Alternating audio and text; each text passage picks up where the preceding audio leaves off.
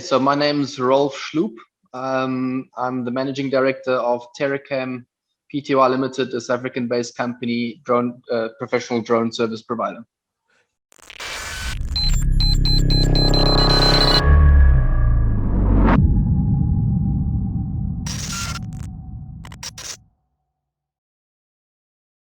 Hey, it's Kellen, and today on Diversified Game, I know I look like I'm in the dark for those who are watching, but most of you are listening, and thank you, Apple, for having them stay tuned in.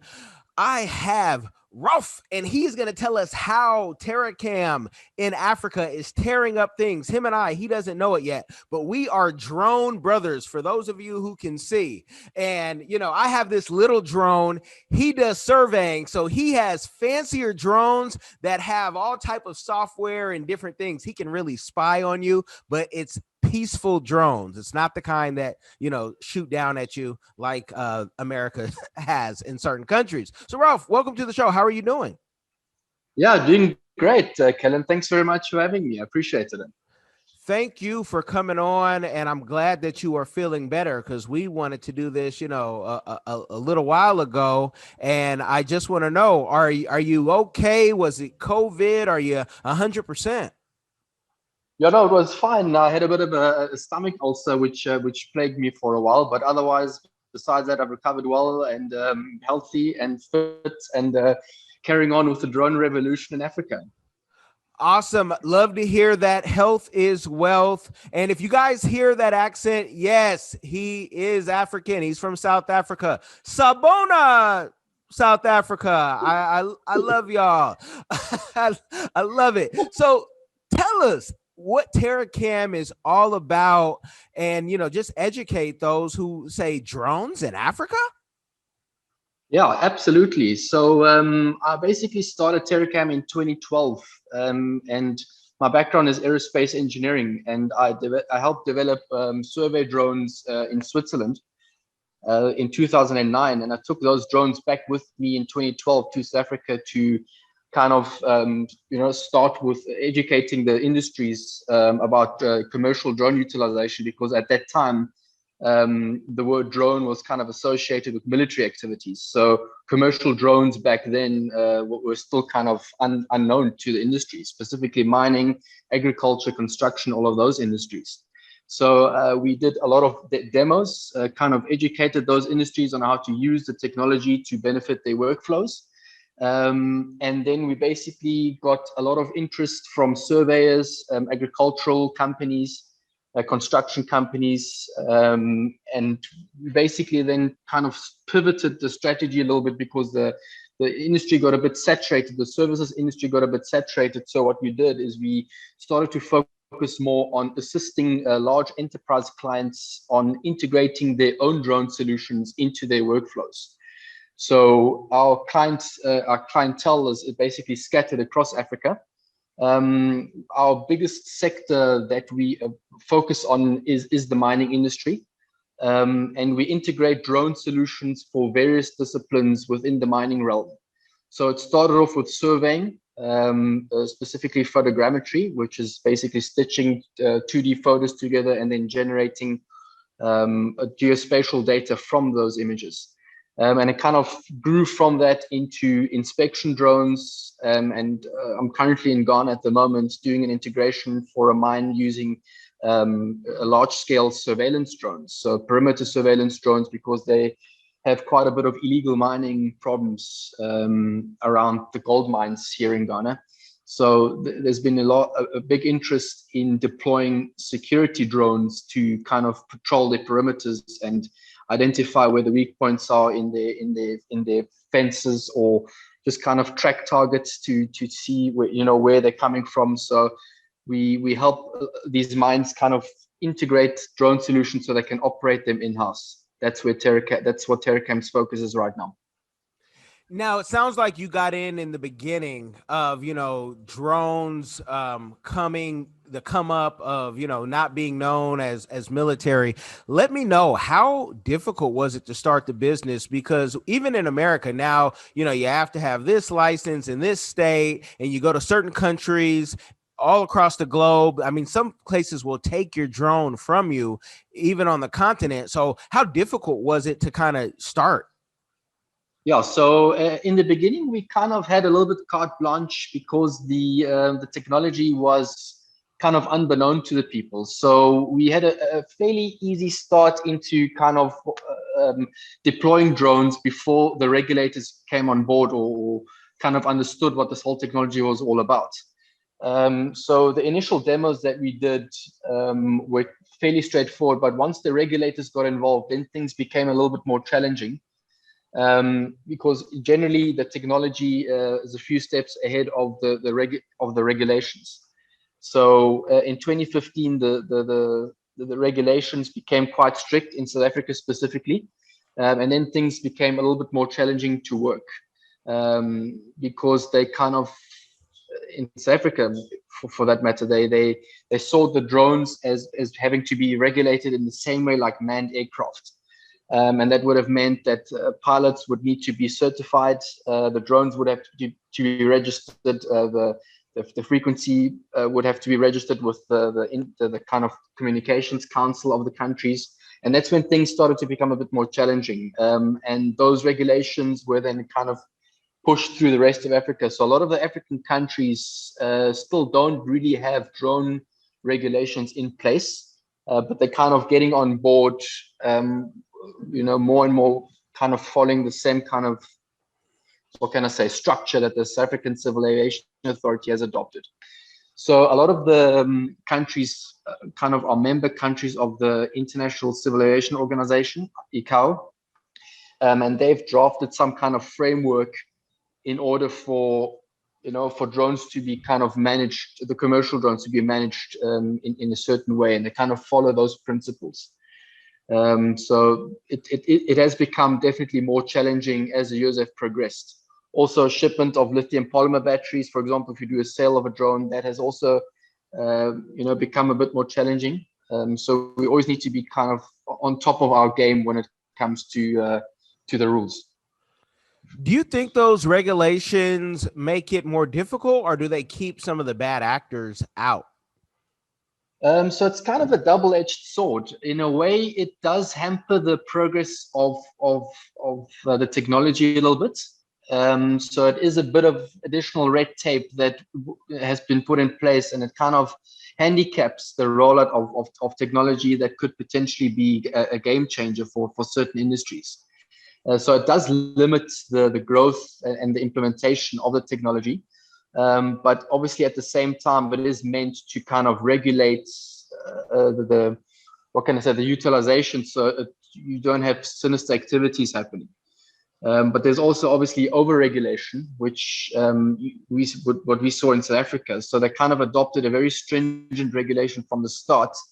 And I think as the technology becomes more, what can I say, not more familiar to the regulators, they will probably start easing things a little bit in order to make it more accessible and utilized by more and more industries, rather than being red tape. The surveying for the mines, I mean, you guys are in rural areas, off the beaten path.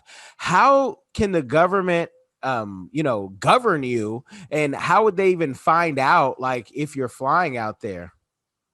Yeah, so it's kind of based on a trust system that it's difficult for them to police the activities, really, to be honest. I know DJI has been implementing a technology where you can't basically take off your drone from certain areas, so like no-fly zones. But in Africa, that's not really applicable as yet. That has more been rolled out in developed countries. So they wouldn't really know, that you're doing drone operations. So what we do for large mining clients here in Ghana is we interact quite closely with the regulators just to make sure that the legislation is adhered to, and the mines can operate safely. And if there's any notice to airmen that need to go out, that's issued, and the regulators are aware of what the mines are utilizing their drones for. Is there any danger that, someone flying a drone in the mining field, because I mean, most people, you hope have their helmets on at all times, and the last thing that you worry about in these type of areas usually are something falling on your head. But have there been accidents? There haven't really been any accidents besides maybe a drone crash, but definitely not serious accidents. So there have been some drones that have in West Africa specifically, the drones get attacked by birds of prey. We've seen that happening, and maybe a loss of a drone. But in the mining realm specifically, everybody's wearing personal protective equipment, like you said, helmets and gloves and whatnot. So we haven't seen any tragic or any serious accidents. It's literally just maybe been a loss of a drone, but nothing serious. The one thing that we're always cautious about are the low flying helicopters. So we have airband radios where we can communicate with air traffic. And we, in the standard operating procedures that we write, we make sure that those Boolean flights that take the gold out of the mines are aware of the drone operations. I have had my drone attacked by those same birds. I think they're the same crew in Cameroon.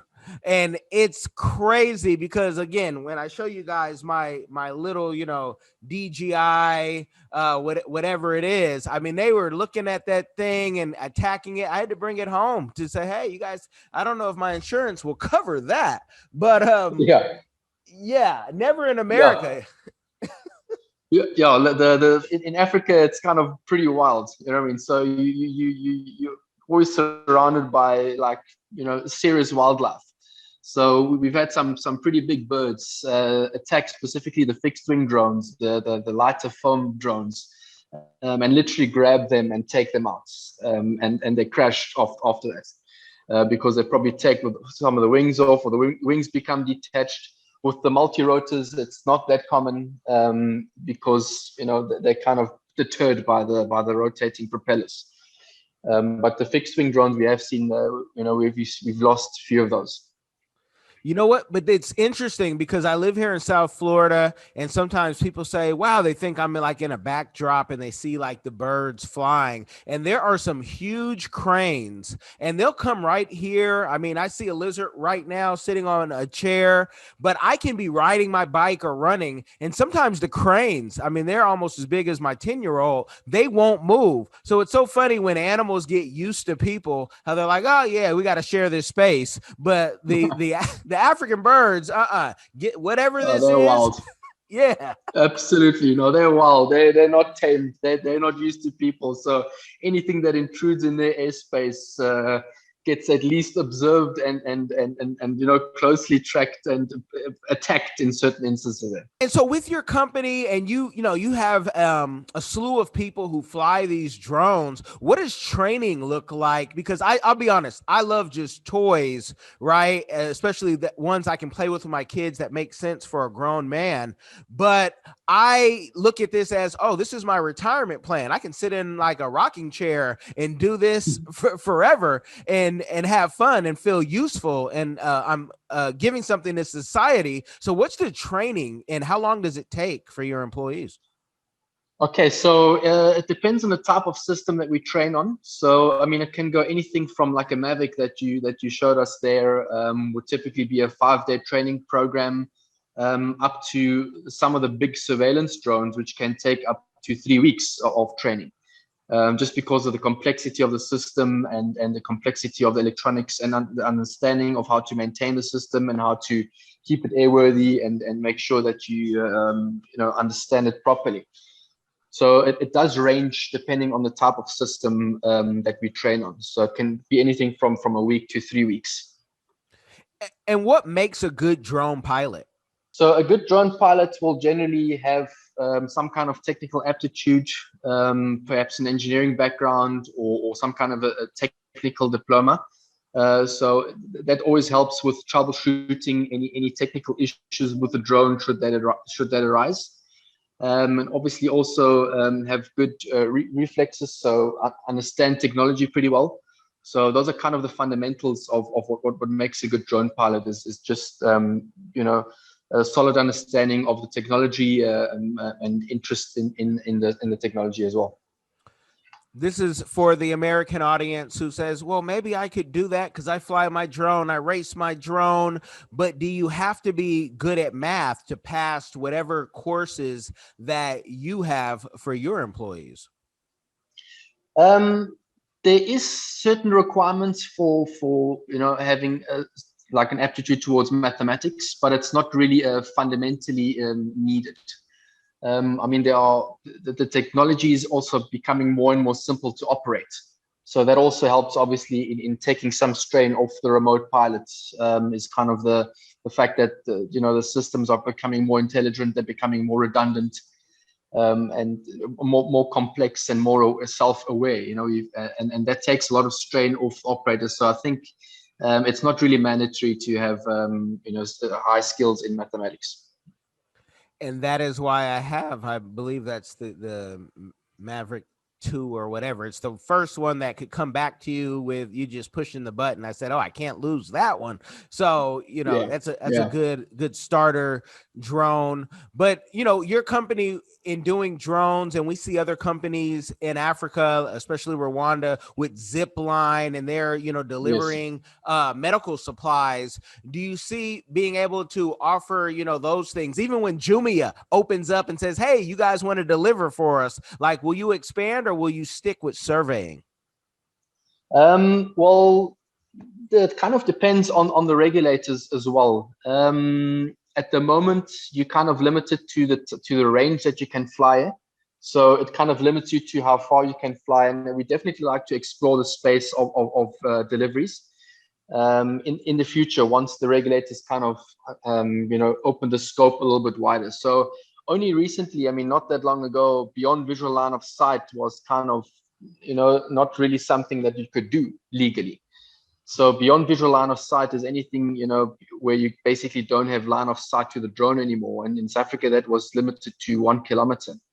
And after that, you start needing additional requirements, maybe some technical requirements. So the drone needs to have some kind of capability in order to, have redundancy in terms of autopilot failure or GPS failure or whatnot. So those things are starting to become more and more what can I say, interesting to us as well. So we will be looking at doing drone deliveries in the future for sure. Okay. And is the big pushback just that, and I have to watch my words, folks, because he's on the continent and I love to go through the continent. So we have to be kind with our words. But it ignorance, because most of the politicians are 65 and up and they've never held a drone, not to speak of flying one. But is it just Yeah. that they still seem like a scary thing of why, like, the pushback, or is it a monetary thing where if you would pay this amount of money, sure, we'll let you do whatever the heck you want to do? Well, it's yeah. I mean, I can't say that that's not the case. It's definitely Africa is it's still kind of fairly, what can I say, corrupted in a way. If that is the reality, unfortunately. So it's basically both, if I can call it like that. So it's a regulatory thing, but I mean, you could potentially get away with flying beyond visual line of sight if you know the right people. And I know the military, obviously already does those kind of operations. So now it's just a matter of promulgating that kind of technology down to commercial level where that becomes feasible for commercial operators. And beyond visual line of sight has been adopted, like you said. Zipline is utilizing it, and it's becoming more and more adopted. So I see that becoming a bigger field in the future. And how do you go about hiring people? I know people, want to get out of, whether it's the States or Mexico, wherever, and they say, I want to try something new. And I always hear this, oh, there's no jobs in Africa. And I say, no, maybe you don't have the skills, but I know people who are hiring in Africa, and even, the folks who are in the Indeed of Africa, who are hiring. So if somebody said, you know what, I'm a pilot, I want to come out there and fly, like, how would they go about, applying with your company? Well, I mean, the first part would be kind of to send us their CV so we can understand what their background is and what their experience is.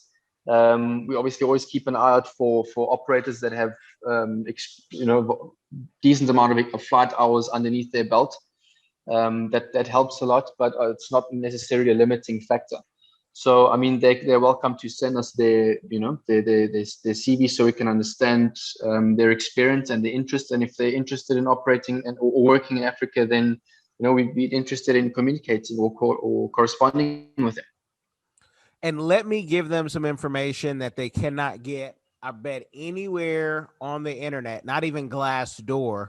What is a range from a beginning pilot to, a more senior pilot? Because a lot of times when Westerners come to different countries, they're sometimes shocked of how much, or depending on their skill set, how little. So, what is a range? Because people, they have no clue when they're relocating. So you basically mean in terms of the amount of flight hours, if you can call it like that. So, well, even salary, because people say, how much can I get paid to fly? I don't, need a lot in life, and I'd love to do it. But Kellen, am I going to get, $15 an hour, or am I going to be making, 15,000 shillings, or our rand? They just have no clue. And we're seeing more and more people come to Africa, and I don't want them to be disappointed. So even if it's in rand, like an average salary of a pilot, and it can be a range, because I don't want people to put you in a box and say, hey, I heard if I came out here, you'd give me, 10 billion Zimbabwe dollars, which means you can get a coat, people. That's it. Absolutely. So it kind of depends a little bit on the experience level. So you've got novice pilots, and then you've got very experienced pilots with a lot of flight hours and night ratings and beyond visual line of sight ratings. They would obviously earn a little bit more.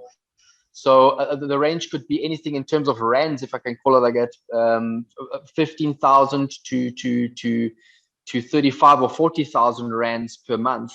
That's the kind of range from a novice to a senior pilot. So that's what they could be expecting. Okay, and you guys will be able to live off of that, once you do the numbers, because it's just, I don't know if you've been to the States, but when you get to Africa, I mean, you can definitely, I tell everyone, and 45 is about 3,000 US at this time. With $3,000 a month, you can afford your driver, your house help, and whatever other things that you need. Yeah. So absolutely. Yeah, that's great. So, going from South Africa to Ghana, are you just the whole continent? Are you on board to, travel, and is that your thing? Or are there just certain countries that are maybe more drone friendly that you focus on? Okay, so when it comes to mining, we kind of follow where the commodities are. So in Ghana specifically, there's a gold belt running all the way from Takoradi to Kumasi. So it's a very gold-rich area where you have a lot of gold mines accumulated in one place. So that's kind of why Ghana was a very attractive place for us to do business, and we've done fairly well in Ghana. There's a copper belt in Zambia. And also in the DRC, the Democratic Republic of Congo, there's a lot of minerals there. So we kind of go to the countries where there's the commodities are they're rich in commodities. South Africa specifically is also a rich commodity country. And also in terms of agriculture, South Africa has a lot of agricultural sectors where agricultural drones have become more and more adopted. So we kind of pick our countries where we see a large accumulation of a certain commodity. There are certain countries that we don't travel to which are hostile. So we have avoided going to countries like South Sudan, Somalia, and things like that, where it's a fairly hostile environment.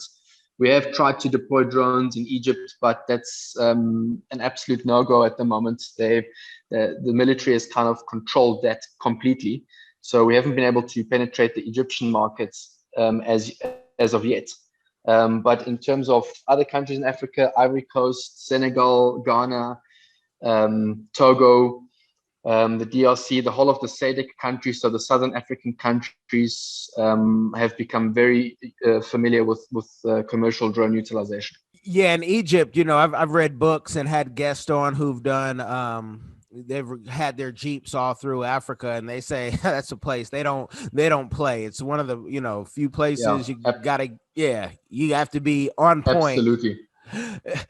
Now, with drones and everything that you're doing, I was in Ethiopia, and our driver said we were flying our drones. Two of us, there was three of us, but two of us were flying our drones, and they said, "Do you know how much money I could make if I had a drone? The weddings you can get like $2,000 per wedding." And I said, "Well, let me ask you, you want a business partner? Because I could give you this drone and send you 7 more, and I'll be back. But would you want to share the money?" The answer was, of course, no. He just wanted, he just he Yeah, just wanted the money. But absolutely. yeah, are you able, with all your licenses and with all the laws in the countries that you're operating with, and we can focus on South Africa or Ghana, whichever one you like, but are you able to say, hey, we also can film weddings as well? And, is that a profitable business? Yeah, so what we kind of focusing on primarily at Terracam are the enterprise clients. The what can I say, the consumer utilization of drones, like wedding photography or aerial photography or real estate. That's a fairly saturated market at the moment, because the technology has become accessible to a lot of people, and it's also become much cheaper. So what we saw happening around about 2016 up to 2019 is that those kind of sectors became fairly saturated quite quickly. So people bought Mavics, they bought Phantoms, they bought the consumer type drone, and everyone then started their own drone business, doing wedding photography or like real estate or smaller type work. While the enterprise level work that kind of remained to the professional operators, and that's kind of where we focused our attention on more. So as Terracam, that's where we channel most of our energies in the enterprise sector. Okay. And with all the, success that you've had and the best is yet to come and that you're going to have, what is a community give back that you are doing or that you plan to do in the future? Okay, so we basically try our best to firstly source local pilots from the countries. So we kind of make sure that we support the local industry as much as we can. We set up local enterprises. So we kind of partner with local industries in order to kind of promote job creation within that country. And we create sub-distributor agreements with entities in that country. So we kind of try and promote a local as much as possible within that country, so it benefits the workforce in those countries.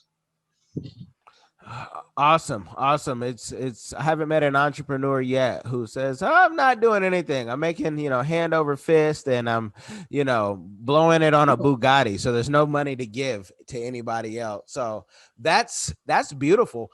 You guys listening are those of you who have discovered the YouTube and watching. You guys have been blessed by the game. Some things you'll have to wait for Rolf's book to come out, and then he can give you and tell you more. But I think I've been nosy enough, and we'll take this conversation off air. I thank you for coming on. Yeah, thank you very much for having me, Kellen. Much appreciated. And look forward to chatting to you again sooner.